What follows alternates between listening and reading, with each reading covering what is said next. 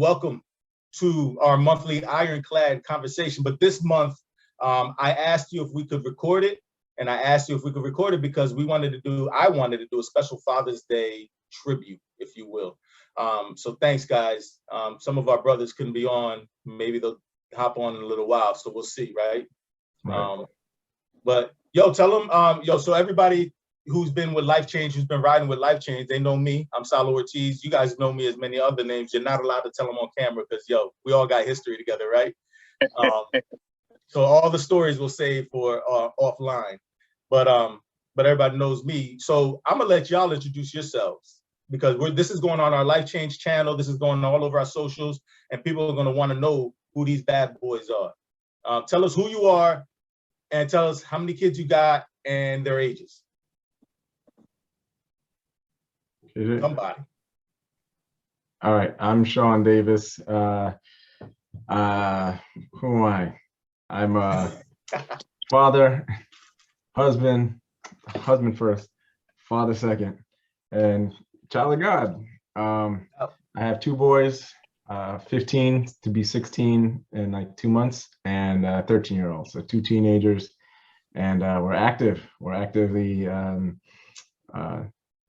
through sports, active with schoolwork, and always looking to see how we can make the future change.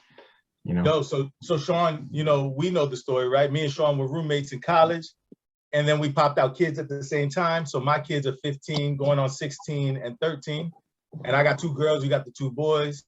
Yeah. This might be a coming to America, like I got to meet my queen sort of thing, but he lives up in Delaware, so I don't know. You're gonna have to come down to the beach if that's gonna happen. Yep, I'm in Delaware. Yes. Man, I'm glad you're on here, Sean. Yo, Maurice, the Life Change people should know you because I did the interview with Maurice Apre. So tell them who you are. Well, I'm Maurice Apre. I'm a therapist who is a loving husband, father, and friend, hopefully to many, who loves helping people to live whatever they feel is a better life. And definitely God-fearing and wanting to just be the best I can for myself and for others, man. Yeah, man. So look, I had this itch to want to address fatherhood because we're all fathers at different stages and different, genders, different just parts of the world, right? Maurice is out there in Cali. He holding down California on the West Coast, right? You got it with a 21-year-old and a 5-year-old. Man, yo, exactly, Sean. Yo, I'm struggling with 16, Sean. Hey, it's a blessing, man. Listen, what I think though, Maurice, I think that if you grown man status, you're gonna fight like a grown man. So don't get smart. Like you 21, we're gonna ball out like we're 21. So, but I'm not there yet. So I don't know if that's how it goes, man. Hopefully he'll come back in a second because Maurice is in the middle of business. What'd you say? I said, as long as I'm more fit than him, I'm happy. Yo, I'm just gonna say, look, I'll always win. I told mine. That's what I went to the doctor this morning. No doubt. And I still work out with them too. So I just told her I'm crazier than she is. So believe it. So gentlemen, look, here's the thing. We got Father's Day. By the time we've recorded this a little earlier, but by the time we post it, we're gonna post this right around Father's Day. And gentlemen, fellas, we've known each other for years, right? I mean, we go back. All three of us go back. I had hair. I think Maurice had hair, right? Mid-90s. You were always that pretty. So I don't know. Sean don't age. But we go back, right? Mid-90s. Mid-90s. Back then, when you looked at us being fathers, I didn't even think about us three and being fathers and being this strong and this bonded. Like, right? Did you guys think about it? No. I didn't even know what it would look like, right? Yeah, I couldn't picture it. I could picture possibly being married, but not with kids because we just wanted to be on the dating scene. That's all I could just picture, and that's all I could see at that time. But not having to take care of someone else if I'm just on ramen noodles and stuff. So for real, look, we didn't have real jobs, we didn't have real relationships, we didn't have much of anything. But we go 20. You said mid-90s, right? So we're going 25 years or so, right? Yeah. 25 years later, and we're in this position of having 21-year-olds and teenagers, right? And little ones. Have you enjoyed fatherhood? I know this wasn't on the kind of scripted questions that I sent you, right? But have you enjoyed fatherhood, gentlemen? Actually, I have. Um, it was like literally like a cold turkey type thing. Like you're not prepared. I had no idea what to do and how we were going to get there, what we were going to do. But it just comes innate. You start maybe thinking about how your dad did, or whatever is innate in you for caring Yep. for them and sharing that load with your Yep. spouse. You know, wife has a big thing to deal with it, so No it's doubt. it's great when sometimes you're just like, I can't figure this out, or it's like, you know what, I don't even know. Yeah. Maybe she'll have a But the confidence that she has in you as a father too. I mean, I think that's what you're saying too, Sean, right? Oh yes, yeah. Yeah. You know, you're a father too, especially me, boys. You know, maybe we'll talk about more specifically on boys, but you know, the reliability of the spouse relying on you, because she's saying, you're a man, you know what you were like, you know how you felt or how you dealt with these things, so that you would typically be better equipped to do so. Literally equipped, because you equipped to be a man, right? You want to show them how to use that, right, as a man, right? There you go. Maurice did it before you, right? So 8 years before that, Sean, before you popped out your boy, Maurice, you had to show somebody, you had to raise a little man. Yeah. You had to do that solo for a little while too. I mean, what do you, are you enjoying fatherhood? I am. You know, I think one of the things that I didn't account for was the growth that had to happen personally and professionally at the same time. You know, the old minister who's passed away, Dr. Monroe says there's no separation of the two. It's just, you're just one person. There is no like schizophrenic type of thought where like you got a professional life and personal life. So in my head, I was just a dad who was going to grad school and was just going to figure it out, not thinking that I was going to have to do back to school night with my son underneath the desk, and people wondering like, what is that noise coming from? Exactly. You know what I mean? So it was a matter of like survival, you know what I mean? And so I prayed that I would have a son first when I knew that I was going to have a child, because I wanted to be able to relate to him and not have to be learning so much more new stuff. Now that I have a daughter, and I'm more seasoned in my work and more stable in my life with marriage and everything else, it's easier. Even though there's all the emotional stuff that comes with our female counterparts sometimes. I can speak on that one. It's just different. My son was easy in comparison. Not saying that he wasn't. I mean, it was still challenging, but it was the logistics of having the son that was challenging. Whereas it's the emotional part of the female that's been more difficult. All of that is challenging, Maurice, and I'm scared to death. And where you guys are all proud and excited, I'm every stage of their development, I was scared to death. The first time they popped out and I had two little girls, right, at their ages, and I had to do diapers and all that. And then you get into the school age, like you're talking about, Maurice, and then even like now with teenagers, like every stage is scared me. Like I'm excited to be a dad, but I'm scared to death. Like I ain't gonna front. Like I'm scared at every stage. Like I'm gonna screw something up royally, you know? So that's been tough, you know? It's not easy.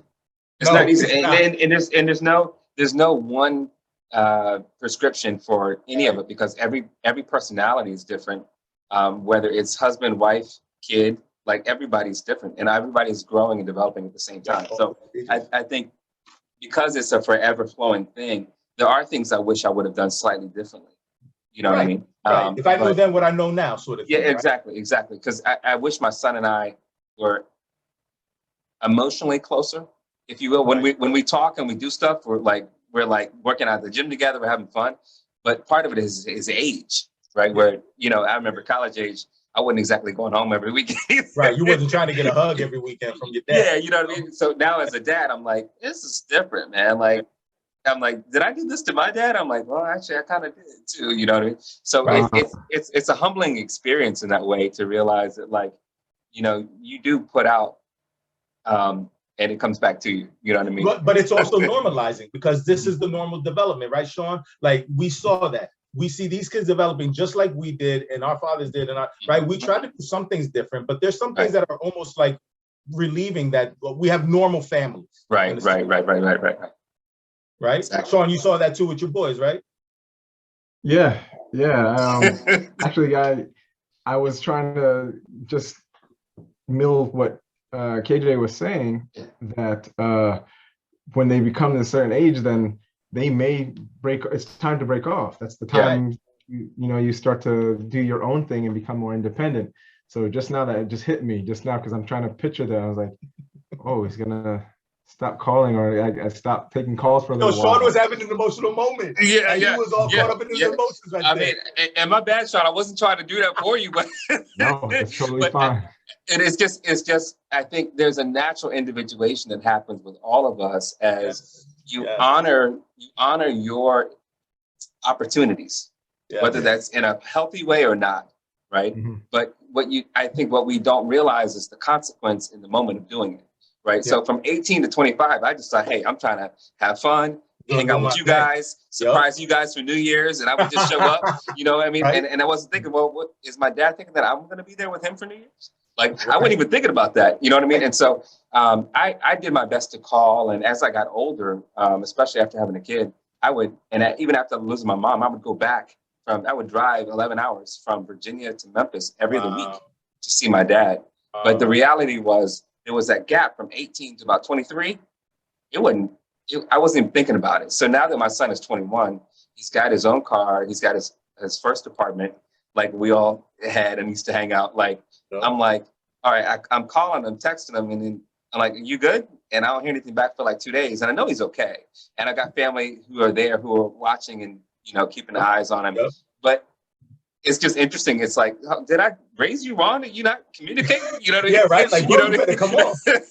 But part of that is socially different too, because like my dad would never call me and me not answer or call back within like an hour or finishing work or something. Yep. You know what I mean? So some of that is what I created just with my own lifestyle and having other family members, take. But what society has created too, okay? Like that's just the way the world is. The world is different now than it was back in '95, right? Like that's I'm just like the respect, dude. Like call me by the back, right. You know what I mean? But then, if we would have gone back to '95, cell phones were just coming out. Like we didn't have cell phones to text. Exactly. Checking on us every second of the day. Exactly. We wasn't doing that. So it's just different. We have to go. So here's the question. Here's one of the key questions. I had asked you guys this. In your current state of fatherhood, because this is what we're talking about right now. Mm-hmm. So in your current state of fatherhood, what's the biggest challenge that you face? We got 21 and how old is Zay? She's 5. Mm-hmm. 21 and 5, 13 and 15, Sean, right? Mine's almost 16 and 13. In your current state of fatherhood, marriage, singleness, whatever, right? What is your biggest challenge you face and how are you managing it? What's helping you manage that current? So like, KJ's talking about reaching out and not getting a call back, but then there's other challenges you face too. What are the current challenges you guys face as fathers, and how do you deal with it? Sean, you go first. All right. So I guess I want to say the old cliche, but you only know it from living. These kids these days. All I can do is shaking my head. Like these kids these days. Your parents said it. You get old when you say that, right? Yep, that's why I just said it's an old cliche, but it from living. Like we're now 46, and I'm now trying to figure out, like, we didn't do that. Where's the respect? So I shake my head, I laugh aloud, but the challenges against what your kids learn in school from other peers, there's a huge influence there. They will pick up habits, topics you didn't teach at home, or topics you've spoken on, but from a different view, and how you may have taught it could be good or bad. It'll actually be different, but you have to set expectations so that you don't have to react crazy because you think like, I don't understand this. Why would you do X, Y, Z? So an example, when the kids are smaller, this is probably 10 years ago, before you're going into the mall or a car dealership or something like that, especially a car dealership, and they're going to act up but before you even come out the car. Yep. Go ahead. That's all. And I learned that from Carmen. She had told me, because she heard it from somewhere else. And because when I grew up, it was just like all the look at you while you're like slapping around and doing this and that. Yep. And it was like, yo, we just did this like that. That was enough. I don't have to do that if there's expectation. Yep. I'm telling you right now, if this happens, this is going to happen. Are we clear? Are we clear? So now when you do the look, there's no, the parents are gonna be like, the other people are like, oh, your kids are great. And it's like, you don't know. Yo, Sean, I'm telling you, like, and Kay, you'll know this too, man. Like my struggle with right now, like with my girls at 15, almost 16 to 13, right?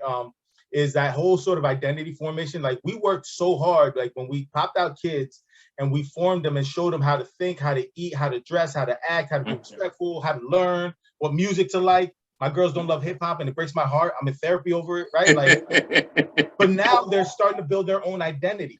And this is weird. Like to me, it's weird because you find themselves, like you said, Kay, like starting to break off. And you're like, hold on a second. Where you get that from? Like, I ain't show you that. What do you mean you like that? And it's this need to let them break off and start branching out to be their own human while we're still holding on to the feelings and the attachment of where's my baby, Like that's been really hard for me in this teenage stage. Like they each have their own personality and identity, and it's not necessarily the one that I gave them, but it's the one that they developed that God gave. Really, it's really what it comes down to. That's been hard, man. So how do I manage it? I talk to you guys. Yeah. I mean, they all do it, man. And I've got Moana and Sing 2 soundtrack on the way to school one day, and then my son and I, when he was here last summer, when he wasn't in school for the summer, he was here, and I find out he's been listening to drill music. I'm like, what the heck? Like, what is drill? I'm like, dude, you lost me on that one. Like, and it's like that. Like, hold on, that's not rap. I'm like, he's got like, because music's changed. Yeah, man. I mean, whether you listening to Jay-Z or Biggie or even Jeezy, like it's different from all of that. Different. Like, you know what I mean? And so they're still talking about the same stupid stuff, but just the sound is different. I'm like, you can't even hardly understand what they're saying, Yeah. But it's funny to see. But a little bit more graphic. I think they're even more graphic. You think so? Straight to the point. Right. There's no playing around. There's no wordplay. They're just gonna tell you what it is. Yeah. So I mean, it's interesting to see the God-given gifts that they have as they start to flourish, and how we try to shape it, and letting go of what they're developing at the same time is just it's a chore, but it's a beautiful thing to see. But my hope and prayer is that as they've evolved, or as they continue to evolve, they evolve into something that they're going to be proud of, as well as me. Right. You know what I mean? Not just what I want. Humans that they're meant to be. Right. Yeah. No doubt. So what do you guys, with the way they are now, with their own forming of their identity, with the lack of understanding, like you said, Sean, these kids these days, what is the biggest responsibilities you feel you have right now as a father, and you feel fathers should have in general? Because maybe that doesn't change based on stage or age, but what's the single most responsibility we have as fathers, or you feel you have as a father right now? I'll put two out there. I'll say unconditional love, because you got to be at peace as they make those changes. And the other thing I would say is open, effective communication. Would be the two things that I would put in. What does that look like? Because I have no idea what the hell that looks like. Yeah, so I think it looks like us demonstrating what positive, empathic communication looks like, even if it doesn't come back the same way you expect it, with the idea that they will internalize it, hopefully, and use it. Because they're going to learn the pros and cons of doing it or not doing it as they go along anyway. So even though, I say, hey, I would love my son to give that call back, I do realize he's going to learn that, okay, you did this with dad, and although dad's loving and supportive and encouraging and understanding, that there's a benefit to it. You do it with an employer, you lose a job. You see what I'm saying? Right. And so or you lose opportunities for business or whatever it is. Right. So I would put those two things. It's unconditional love and that empathic open. I like that. Sean, what do you think, man? What's the biggest responsibility we have as fathers, or fathers in general have? Well, I definitely want to piggyback on KJ's response. That's communication and love, definitely. Those things are are there. Everything needs to be in love, but you need to be that rock, that pillar, that support, dependable influence in your child's There you life. go. Right. That dependability, the strength. Yep. Right? At all times, because there's going to be wavering out there that happens, but many failures also occur as they do with us, even as grown-ups. But if a child doesn't naturally know how to navigate that, then that's where you go into those ups and downs. Like they're poking and trying to grab what they think it might be if you haven't already shown it an example. So we need, as fathers, we need to be examples of our own failures and explain it to them. That's also a form of encouragement that, hey, I fail too, even now. So the transparency, right, Sean? Again? The transparency that we need as fathers. We do have to have some transparency. I mean, there's some stuff that, like, even now I'm gonna wait until they get to a certain age. Yes. That's why you don't have your kids like watching certain things during just getting. It's like, oh man, I was all right with them. Like, no, their mind is not there yet. They'll look at it differently and be scared. Maybe scared or just like, you know. No, you're right. I'm gonna piggyback off of yours, Sean, because you said that rock, that dependability. I was thinking of like core consistency, because there's a need for consistency as a father, but there's a need for change too, right? And so, but one of the things that I know that my kids rely on, and I think that fathers and that young men need to have, is that ability to be almost like that home base, that dependability, like you said, Sean, but consistently strong in core areas like love. Regardless of the stupidity or the stage that you're in, I'm going to be consistent in my expression of love, or my consistent in my support, my consistency in terms of what I stand for as a father, regardless of. And so those are the core sort of principles that are going to be challenged, like you said, Sean. But there's a need for core consistency, but then there's also, I think, a need to listen. Since they're starting to develop their own identity, not everything has to be a lesson anymore. It's almost like, and we know this because we have teenagers, like, I found myself wanting to just listen to my teenagers talk, because I want them to kind of work it out and I want to see where their head is at. But if I'm so quick to cut it off or make it a lesson, they're quick to shut down.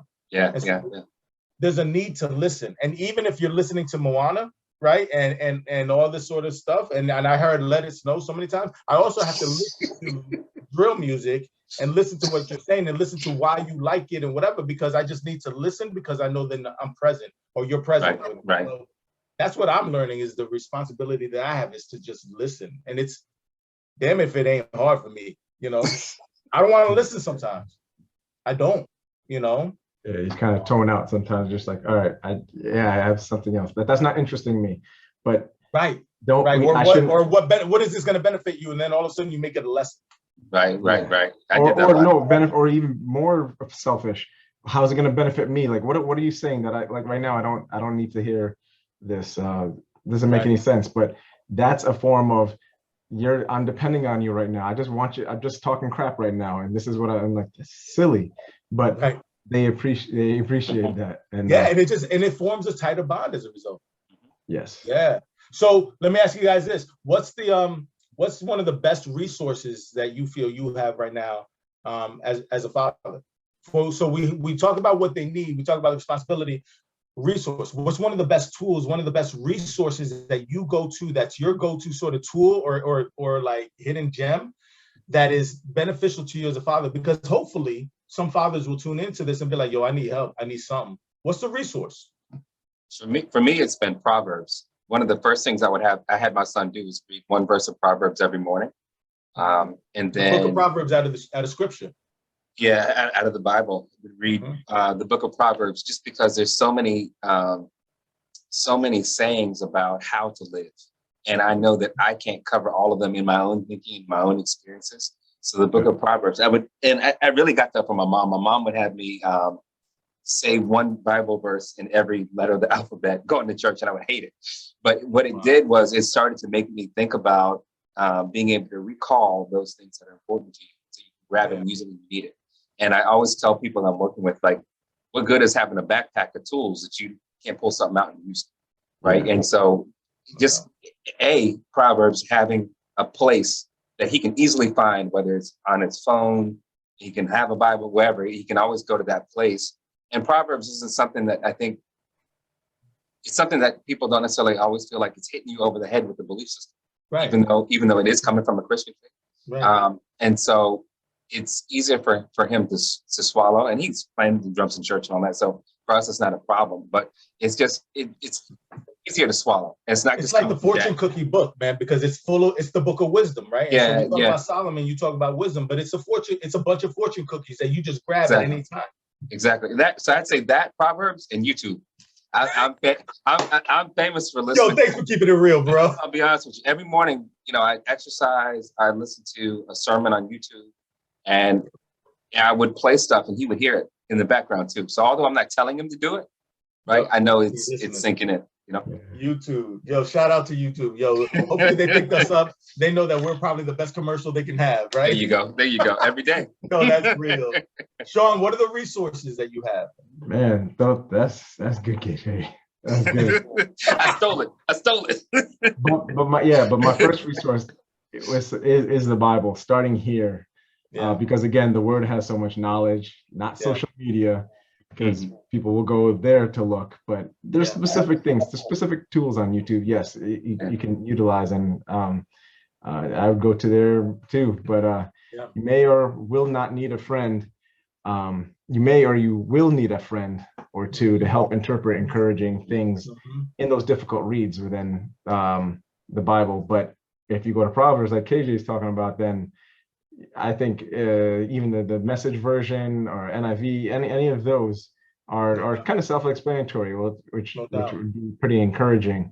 But my second best resource is other like-minded men reaching for the same exact goal, because you know the person, and you know kind of where their goals, where their mindset is. So there's not like, well, you could do this and do the gray line or whatever. Right. You know where someone is and where you should be. So it helps to sharpen each other.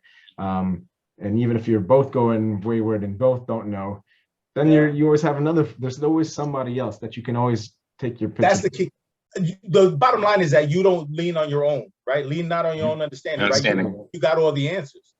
Yeah. Like, you can't have all the answers as a father. Like, just because, like, if Sean's got boys and their boys my girl's age, but I'm like, nah, I can't talk to him because he's got boys and I got girls. Nah, you can't have all the answers yourself. And so whether it's YouTube or scripture, but it's and it's other men or other like-minded individuals that are trying to take this journey like you got to reach outside of you, right? Yeah. One of the biggest ones for me personally, and I haven't actually said it to my son. Now that we're talking about it, I'm gonna do it. But just going to a gym that was like a high-end gym that I could barely afford to go to, where I was going to be around older men, and I sit in the locker room with them. That's where I was going to go. Whatever, and they have these conversations, and they'd be Jewish, Catholic, you name the different religion. But I'd be hearing the conversations, and then they'd say, "Hey, you got a nice suit on today. You going to work? Well, make sure you do this for your family. Or make sure you honor your wife." Like they'd say different things. And I wasn't even expecting them to say it, but they just come out and start saying stuff. And they're like, "Oh, you want to buy property? Don't buy in this area. Make sure you buy over there, because you'll actually make more money that way." Nuggets from the elders. And nuggets. So that's exactly, that was going to be my number one answer, was going to be the mentors. I had to ask for help from other people. My willingness to be humble enough to ask older cats or people who've raised daughters or teenagers. Like, I can't tell you the number of calls I make to my homeboy. I'm like, promise me this is going to end. If not, lock me up now, right? Because the mentors and the people that are older, right? Like, remember when the kids were little, you were like, yo, please tell me this crying stops. Please tell me the whining stops. Please tell me the peeing stops. Please tell me then the attitude stops. We had to ask older people to say, yo, stay the course. And if we didn't have mentors and people to do, that's why I wanted to do this, because I want somebody to click on this at random and be like, yo, I'm learning something from somebody who's been there. It's going to be okay. But if I didn't have mentors and role models, bro, we'd have been dead. We'd have been done. Exactly. Absolutely. That's 100%, man. Okay, that's a great way to bring it up. You can find them at the gym. You can find them at church. You can find them wherever you are willing to ask for guidance and help. You can find them on YouTube, sure, too. But I think it's your willingness to reach out to somebody who's been there, done that, or somebody who's got a little bit more time and wisdom behind them to say, yo, here's what you try. Yeah. one of the funny stories I'm gonna tell y'all real quick was before I had my first one, I had a homeboy of mine who took me out to lunch. He's like, ask me all the questions you want. He's like, I just had a kid. We went through the pregnancy thing, and you can ask me questions about the pregnancy, or you can ask me questions about the delivery, or immediately after. He's like, ask whatever you want. So we're sitting there eating pizza, and we're talking about like the delivery room and the do's and don'ts and the this and that. Yo, it was one of the best conversations I had because where else can you go to ask a question and you don't get laughed at or something else? He's like, ask whatever you want, you know? Yeah. Like, don't look directly at it. Do this, right? Like all these sort of things like that. Yeah. These are the questions we needed as young men to be able to make it this far, right? That's right. Makes a difference. That is right. Oh, I love it. I love it. Look, so with the sake, what would be an encouragement that you can give fathers today? Fathers of color, fathers who are in the age bracket of you, fathers in general. If you could encourage fathers, you sat them down, whatever age they were, what encouragement would you give them? I'd say keep on the grind. It can be done. There are plenty of people out there that are making it happen. There's a lot of resources. The internet has helped a lot to be able, look, we're in three different cities, three different cities, and we're able to collaborate and work on things. The outside world is not resting, attacking your kids. So we as men must arm ourselves with the confidence and knowing where the strength comes from, and it comes from the Lord. Amen. So know that there are resources out there to help out doing this, especially through this age, through this long task of from birth to 21 years old. Yeah. You know, it's a 21-year thing. You're in the 21-year-old thing now, KJ. Yeah, man. So it's almost letting go now. You're almost letting go right about now. So it's like, this is how many years you've been in this game. That's fatherhood right there. Not saying that you're not going to be a fatherhood when he's 50, but it looks different. Yeah, it does look different. Kay, what encouragement would you give, man, to fathers in general? I'm going to steal one that my dad told me when my son was probably, I don't know, maybe a year or so old. And he said, the best give you can give is a stable version of you. Stay what? As a stable version of you. Oh, okay. Okay. Right. So being able to be stable yourself, you can be grounded so that you can also help them to be grounded and grow and develop. And that's my answer. Oh, I like that. Dang, man, y'all are some smart brothers. Man, mine wasn't even that complex or that deep. My encouragement is be okay with failing. We worry so much about trying to get it right and about getting all the tips and tools and whatever, and we could research it like crazy, but then we are afraid to fail. And don't be afraid to fail, because the learning comes in the failing, right? Putting the pamper on backwards or some car seat backwards. The car seat back, right? Yo, or the language and the music that we listen to just even drop it. Listen, you ain't lived till you drop the baby, right? Like, man, I done rolled over by accident. Got half sleep rolling over. I'm just saying. So then we end up kicking ourselves because we failed and we didn't get it right the first time. But yo, be okay to fail. And we're still failing in some of our ways, but I'm not encouraging the failure by any means. I'm not encouraging the failure, but I'm saying that if in the failure, I'm learning how to do it right and get it right because I'm willing to keep trying. So be okay to fail so I can keep trying and get it right, you know? But if we don't get it right the first time, that don't mean we got to walk away, man. We got to stay in the fight, like Sean said. Yeah. Stay in it. And then, and then by a result, here, you want to see something cool? This is what happens. Be okay to fail, right? We are continuing to stay in the fight, like Sean said, and by doing that, we become the best version of us, Kay.